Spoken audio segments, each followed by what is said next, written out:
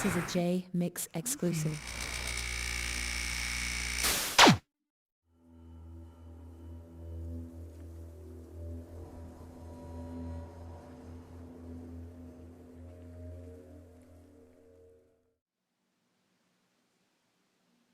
So you're telling me, wait, so Tupac had a problem with Snoop before he even came to Death Row Records?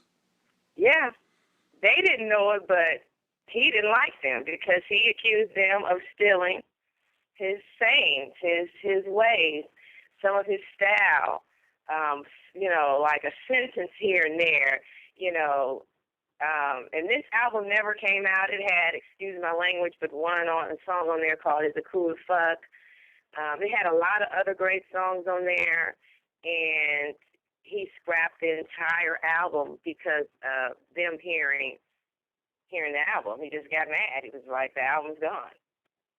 So, even when he got with Death Row, it kind of carried over because I was at the filming of California Love. And when Tupac got out of prison, when Suge got him out of prison, that very next morning, he called me at 8 o'clock in the morning, like, be in the studio at 1, and bring Vivica Fox with you. I'm like, what? Because we was all friends. I was like, what now? And it was just like really funny. And I'm like, I'm in the studio, and he's like, I got 3 songs for you to do. I'm like, wow, already? Sheesh, just get here. So, and I went in the studio with him a few times. Within that, like 7 days, I was in the studio maybe 3 times already. Like, wow, just working. Because he loved to work. It's just like really, I can't. To this day, no one can impress me going into the studio because this man will hear a track and 30 minutes later or less, he's written a whole song. And then he goes in, he can do it in one take. It's like, wow. And then a little double, and then it's done, and you did a song within less than an hour.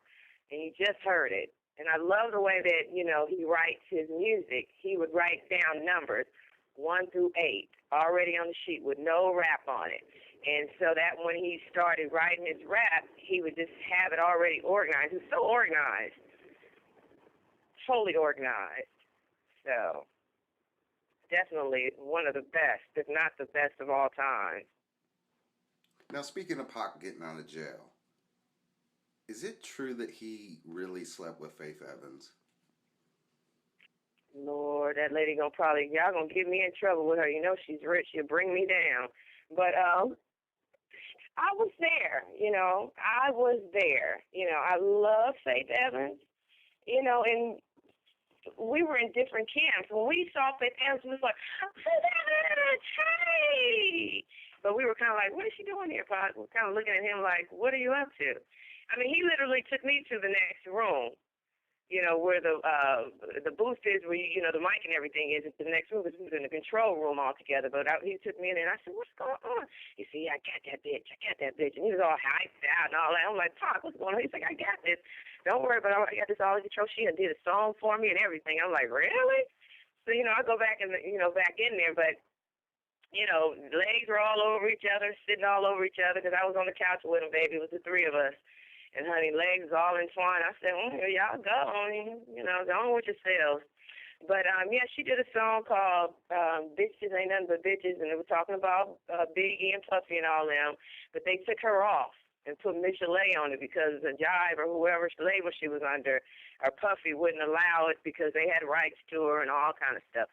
But in turn, what made me really, really sad about her, I don't know if I said this in the other interview, but she didn't have any money.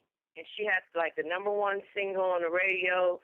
They had kicked her off a tour, and that's why she turned on Biggie and them, because she was hungry. She didn't have no money, no nothing, because everybody's smoking bud and everything, and then the bud was gone. And Tupac's so stingy sometimes.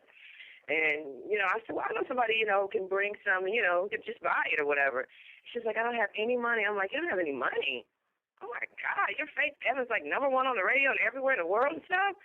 So I was just shocked. I said, girl, let me make a call. And I got her some shows, making $5 grand, a couple grand here and there. Got her some shows that weekend, because I felt bad for the girl. And I'm like, this is not right. But she said she was kicked off the tour because her and Biggie had got into it. And, Biggie and Puffy were boys, and they kicked her off the tour. It was an Al Heyman tour. she was claiming that they had already been paid for, her money, and they was keeping her money and not giving it to her. But I don't know. That was what she was saying. But definitely, I was there, and, I didn't see the actual intercourse go down, but they were lovey-dovey all together, and they weren't hiding it. And Pac was acting like he scored, so... I believe in her book she says she was tricked into recording with Tupac.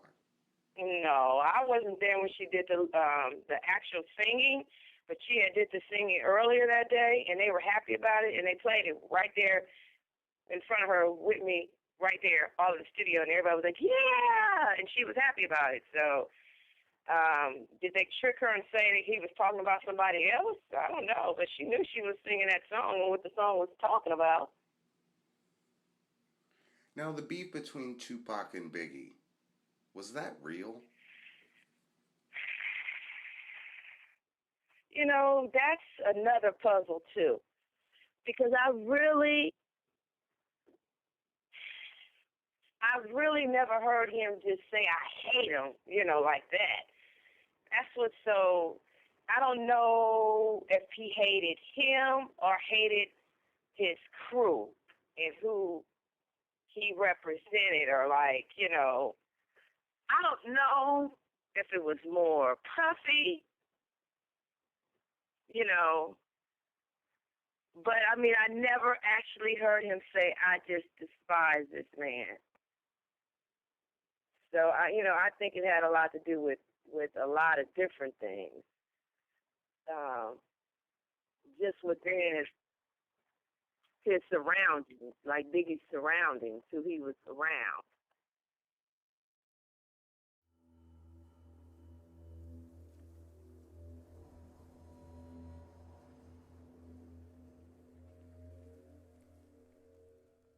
This is a Jmix exclusive.